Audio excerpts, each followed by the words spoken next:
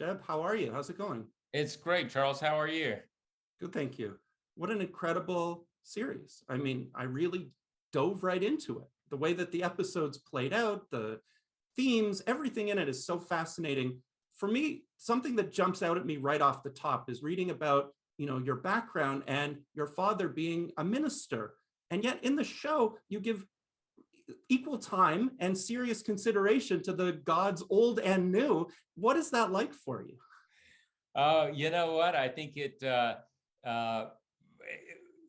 well, you threw me with the minister piece, but I have to tell you, in terms of like the pagan Vikings and the Christian Vikings and stuff like that, that's, I think it's a fantastic place to start a new series. I don't think you need to have seen the old series to get into it. I hope you'll, if you're a fan of the old, that you'll feel that the DNA is still there.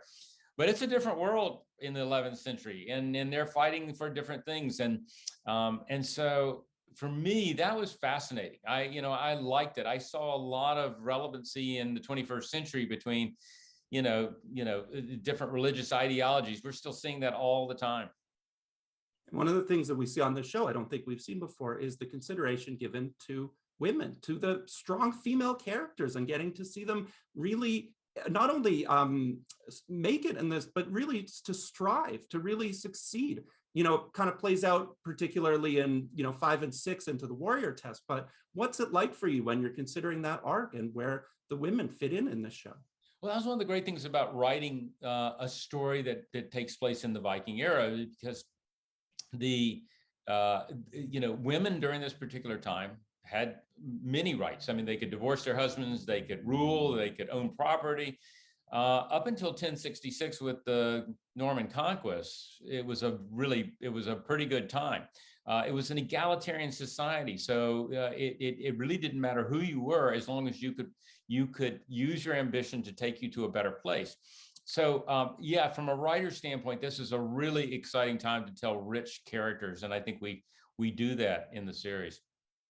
One of the key moments for me, the turning point almost, comes in episode 4, everything around it. But when the bridge falls, I'd read that it took months to be able to plan that out and to do that particular sequence. What was that like? And thematically, it feels like, again, it's like, Caesar and crossing the Rubicon. The die has been cast, it's like we cannot return from this point. And it's so stunning and theatrical. What was it like to create that sequence? Well, you couldn't do an episode like that without the filmmakers that we had.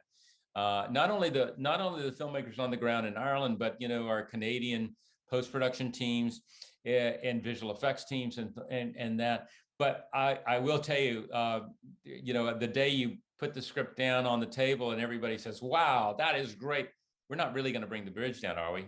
It's kind of like, yeah, we are. So it took months and months, lots of planning, lots of trips to art department to my office, looking at it, making models, figuring it out, building 3 or 4 different bridges, that needed to be shot for different aspects of the look. So no, it was a big undertaking, but I think it came out really, really well.